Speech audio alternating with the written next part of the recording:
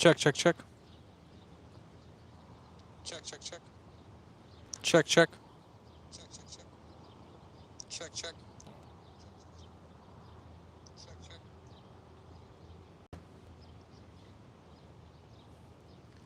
All right, and we are live. So I figured I'd do these weekly summary recaps for the ongoings of Los Angeles city government and just general city news, but particularly to summarize just what went on last week and this week for meetings at the city hall committees and various other commissions. So we've had quite a packed 2 weeks here, very eventful, and we're just going to go and summarize some of those and give you some context to each.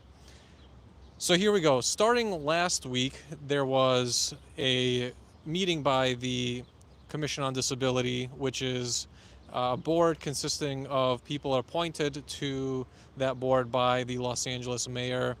And during that commission meeting, we had quite a large turnout. We had people from all over joining remotely. I myself was there in person. And the comments that were made at that time had to do with the malicious prosecution of uh, myself by Heidi Feldstein Soto, as well as the selective enforcement of issues like the blockade of the public right of way over at Catalina and Fountain Avenue at the Blue Building Scientology compound. One of the most interesting things about that meeting was the commission actually pushed the city attorney's office with an official notice of demand to generate a report to see just which entities the city attorney's office is actually prosecuting for things like the violation of Los Angeles Municipal Code, whether it be, in this case, a blockade of the public right of way, whether it be tickets for parking, and to what extent the prosecution of those cases goes. Are some people getting higher fines than others? Why or why not? Are some people catching charges as outlined by Los Angeles Municipal Code? Are they not? Why or why not? All of that is important because basically it'll show a pattern of the selective enforcement that we've clearly seen at the hands of the Los Angeles City Attorney Heidi Feldstein Soto. There was about 3 months ago a guy that came out from the Sierra Club and was complaining how, despite going through the proper procedure to obtain a Type R permit to block the street, they still were fined. And when you take a look at cases like the last year or so, that year and a half really, that places like Scientology have been getting frivolous permits that are actually not real permits at all, and yet they still blockade the public right of way, both the easement, both the street, and go to the end of the world to actually prosecute people that dare stand up to the clear lack of official permits.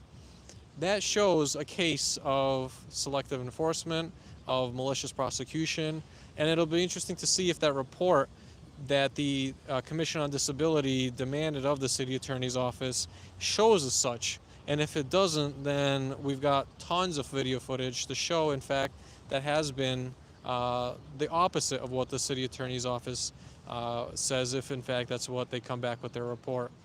So that's what happened on the Disability Commission. There was also the first time that commission heard about the official malicious prosecution history of Heidi Feldstein Soto. Also happening these past 2 weeks, the name Heidi Feldstein Soto has been ringing through the halls all across City Hall. You have the malicious prosecution of two activists, one being myself and another of Scott Hochstetter, who has had several misdemeanor cases lobbied against him. And even worse, there's been several felony cases lobbied against him for some of the most frivolous items that anybody could ever imagine. Yet when it comes to issues of protecting activists while they're peacefully protesting, we've seen for the past year and a half that the DA's office and the city attorney's office have been absolutely zero on prosecuting these people. You've had delayed prosecution of Patrick Perry, and in fact, you had the arrest of Aaron Smith Levin when all he did was simply film Patrick Perry, whereas Patrick Perry assaulted Aaron Smith Levin with his cane, knocked his phone out, and yet somehow Aaron Smith Levin was the one taken under arrest to be booked for what? For simply taking out his phone and filming somebody on a public sidewalk. You had the bald head guy over at the test center a while back who was screaming, trying to bull bait people, saying, Scientology is his friends, that people are there to try to, hurt his friends, when really people are doing nothing but standing there with their phones recording, and how utterly crazy this guy was. He was simply arrested and let go. He was never actually prosecuted for any misdemeanor charges. When he literally had a knife and was let go. You have the story of Wendell, who was literally swinging a machete at people over at 4820 Fountain Avenue around May 5th of 2024, and even going so far as to commit indecent exposure to a child, as well as even defecate on the public sidewalk. The entire thing was videotaped. People saw what was happening. The people present also showed the officers, demanded a PPA. All of that prosecutorial push was ignored. And worst of all, you even saw legitimate proof that Wendell, that the pseudonym that people are calling him, actually is a Scientology agent, because his property was actually found behind a gated fence on a Scientology-owned property, and people videoed that too and sent it, yet that too was ignored. And so really what this is building up to, and I've said this time and time again, is to show the clear corruption, clear collusion of the government. Scientology, by and large, is not anything special in that they're just another criminal entity doing criminal activities and getting away with it. The real story is the fact that the government is choosing to ignore the will of the people. The government is choosing to be neglectful in its duties of protecting people, and the government is choosing to not be accountable to its actions and not be transparent to people. That's the real story here. Scientology is getting away with clear criminal activities because that's what the city of Los Angeles does. It plays major political favorites by taking money, by doing favors, and that's just supposed to be taken by we the people, with our tail tucked between our legs and not saying anything at all. But in fact, the opposite should be true. The opposite needs to be true. And the story of these criminal rackets hiding behind whatever veil, in this case it's the religious veil, is the real story here. They're not unique. There's many other religious entities that do the same exact criminal behavior to varying degrees and in different activities, but that's really what's going on in the city of Los Angeles. That's really what's going on when it comes to not getting a response back from any of the city council members, when you go to a committee and they're not putting your concerns as an agenda item for consideration. That's really why, and that's the problem. It's that selective items are placed on an agenda depending on, in this case, how big your wallet is. And that's the damn shame here. That's the big problem, right? City of Los Angeles is predominantly run by the Los Angeles Police Union, the LAPPL, as well as major real estate developers. That is really who holds the power in the city of Los Angeles. It goes police union, then developers right there. And so this is why you see the completely out of line response to, people showing up to protest anywhere, whether it be the Palestine incident, the Palestine protests over at UCLA, whether it be the events that took place at L. Ron Hubbard Way. That is really the key story here. That's the universal story, the glue that's holding everything together. These incidents are not isolated at all. This is at the core what the government of Los Angeles is at the city level. And it's something that has barely gotten any sort of coverage. And that's the problem here. People talk about the federal level, people talk about the state level, but nobody is doing much at all to cover what's going on at the city level for events, for the criminal activities going on by city officials. And that needs more attention because, again, that is the real story here. That's why uh, criminal entities like Scientology get away with it. It's why there's a whole issue of LASD gangs inside the Los Angeles Sheriff's Department. It's why there's gang activity inside the LAPD. And it's why you have yet another gang, right, a criminal gang of Scientology. And it's all really being done and sponsored by the criminal gang of the city attorney's office. I would argue, frankly, the biggest gang is the city attorney's office, as they too conspire with even sheriff's deputy gangs to prosecute people that have spoken out to expose the criminal activities of the sheriff's department. And so that was, I would say, the biggest highlight of last week. It's the Commission on Disability particularly putting their foot down and saying, enough is enough. We want to see how the city attorney's office is enforcing these things they claim to enforce, and we want to see potential for bias. Also, last week by the Commission on Disability is the fact that,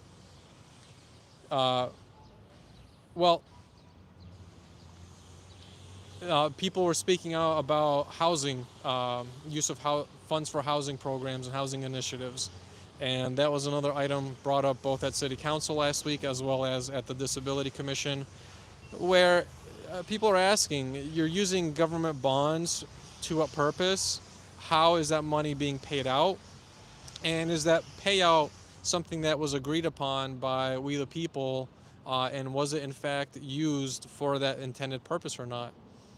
Really, what this is alluding to is the major financial fraud that Los Angeles Mayor Karen Bass is doing with her homelessness / poverty eradication initiatives. And the fact of the matter is, this is nothing new.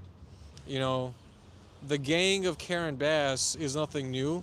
Karen Bass is just yet another byproduct of a city government that has zero transparency, zero accountability, and will continue to be so until somebody, which I would say we the people, step in and hold them accountable through public action, through civil suits, through the constant pressure at public comment. All of these three parts are necessary to have a successful outcome of really making sure that the Los Angeles city government is held accountable. Now, moving on to this week, where we had quite a number of things happen. Oh, we got a dog here. Hey, buddy. They're over here. No, it's all good. The camera loves it.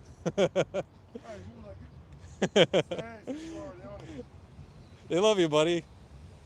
He's tired. He just wants a nap, man. I don't blame him. It's been a long day. No, you're fine.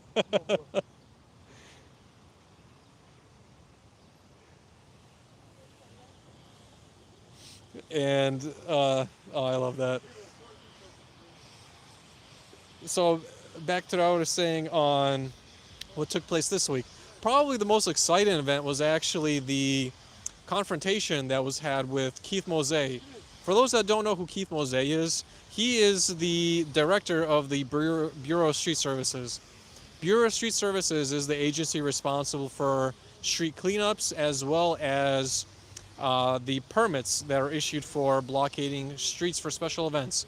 Why is that important? Well, for the past year and a half, Keith Mosey has been personally responsible for issuing completely frivolous and unlawful permits to Scientology that had no merit, that in fact were not even real permits, yet repeatedly the LAPD as well as Scientology has threatened to arrest people, myself being one of them, for allegedly breaking conditions of a permit. And every time the question has been asked of whether the permits exist, whether those uh, what the conditions of those permits are, rather than just taking at face value what people are saying is on the permits. You know, you can't just take at face value for what people say is the permit. You have to actually go and verify what the permit says. You used to be able to do that, and you used to be able to do it by going online at the BSS special events website to see. But now all of that has been done away with. Now the way it works is it's all hidden behind uh, a wall, and at the behest of Keith Mose himself. In fact, the contact email has also been taken down for uh, getting a hold of Bureau of Street Services. That official email that's listed on the web portal does not even work. It's a broken email address, and it actually kicks back and says this is an invalid email address. And so Keith has made it impossible to actually get a hold of him and his department. Yet they still continue this whole collusion of granting bogus permits that, if you actually take a look, are just for the through traffic on Scientology's private parking lot over at 4810 West Sunset Boulevard. Not for the street, not for the sidewalk, but just for the throughway on their private lot. And so there was a confrontation there. The question was asked to Keith why he is letting Scientology do this. Another thing of note this week was calling out Captain Heredia on the collusion he has with Scientology and not allowing people to attend the CPAB, Community Police Advisory Board meetings, where Heredia, about a month and a half ago, actually, without any notice, canceled the CPAB,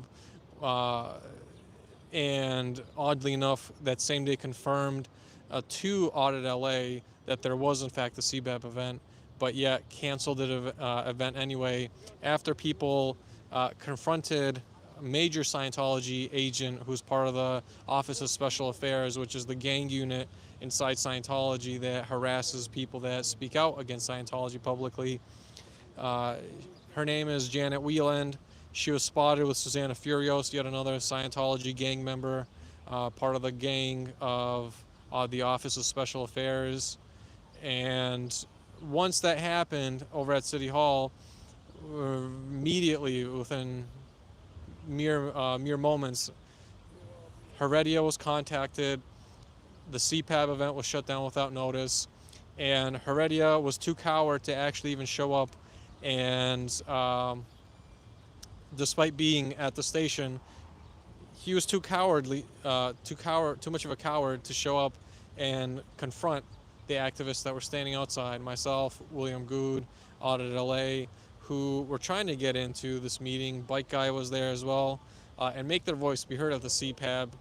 But Heredia, clearly being a political agent, enacting obstruction, and working for Scientology, decided, you know what, I have to do the bidding of Scientology. They're paying me good enough bribes. They're, in cahoots with LAPD. So just to mess with the public and to mess with the protesters, we're going to close down CPAB events. And so that's what Heredia did. His name was brought up this week at the Police Commissioners Board. And we also saw Michael present as well, filing his grievances with how he was treated unjustly during the June 2nd incident, where he was violently handled by an LAPD sergeant, despite Michael not posing any threat and simply being there to ask a question of the sergeant, and immediately was arrested and held in jail for 3 days. And he even had a sustained physical injury as part of the brutal handling by the LAPD sergeant. And so Michael was seen at the Board of Police Commissioners event, voicing his concern, his claim, and I hope he continues to follow through with it, because what happened to him is not right. It was definitely a complete and utter overreaction. And the worst part about that day was the fact that none of those officers even had a body camera. None of them. Out of the dozen or so officers that were there, not a single one had a body worn camera. So that means we the people were not there to if we the people were not there to film it, it would have been like it never happened. And so thankfully there were people there to film it. There was tons of video coverage of it, and you could clearly see that Michael was just viciously handled, and it was a complete overreaction. And interestingly enough, the following day, the officers that did show up on the scene to yet again harass the activists that were there on Fountain Avenue, they actually had body cameras on. And they were asked, how come you guys have body cameras on, but a dozen of the officers that responded to yesterday, who, again, they weren't just regular field officers, they were sergeants in rank and up, how come they didn't have body cameras? Not a single one. Coincidence? Clearly it's not. So that's been it for these past 2 weeks. Very eventful. We have an official demand for a report by the city attorney's office to show exactly who they're prosecuting for violations of LAMC, and if those prosecutions include the pursuit of fines as well as charges against the individuals or entities that commit them. We have finally the question being asked in person physically to Keith Mose, the director of the Bureau of Street Services, why he continues his illegal activities in granting permits that are not even granted but made to seem like they are. And it's supposedly an event is going there every single day for the past year and a half. And why the LAPD continues to allow people like Captain Heredia to obstruct the will of the people and obstruct people from going to attend public hearings. I'll see you on the next one. It's a very exciting time. Not many people are talking about the real story of what's going on in Los Angeles, which is the clear corruption by various city officials. You have comments being made in official public comment periods on their people's concern with Karen Bass's Inside Safe program. You have people that are voicing their concerns with different government agencies colluding with Scientology to selectively and maliciously target individual activists. And you have just a giant, criminal gang, really, largest in my opinion being the gang of the city attorney's office colluding with all sorts of agencies, whether it be the sheriff's deputies to maliciously prosecute people, or in fact let deputies get away without prosecution. You have the district attorney's office, who's yet again maliciously going after activists over completely frivolous cases, yet at the same time ignoring more serious cases, like, for example, the Wendell incident on Fountain Avenue, where he was yielding a machete, threatening to assault people, and committing indecent exposure, and yet LAPD and City Attorney's Office not prosecuting it. You have the delayed prosecution and the light-handed prosecution of Patrick Perry, the guy wielding a pit bull and a stick, assaulting activists. You had the bald guy around November 2023 over at the Scientology Info Center, who's screaming about how this Scientology is his friend group, and that people are there to, make fun of his friend group. He had a knife. He was simply taken into custody, but then immediately released. You had Lydia Rinaldi, who literally assaulted an activist, broad daylight, completely unprovoked. Took about 5-6 hours to finally put him in the back of a car. He was arrested and booked, and only to be let out with a fine, no charges. Whereas on the activist side, there has been charges, whereas on the real criminal gang side, there hasn't been. And so this is the real story of Los Angeles, a highly corrupt city government. Entities like Scientology are not anything special. They're just simply a symptom of a much bigger problem, and that much bigger problem really is government corruption and government collusion with various criminal gangs, Scientology being one, sheriff's deputies being another, LAPD being another, so on and so forth. So thanks for tuning in. We'll see if we have any comments or questions. If not, we'll call it a day here.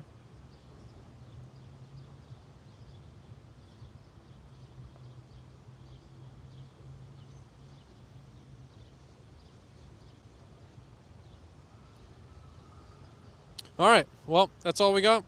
Appreciate you guys, and we'll see you next time. Peace out.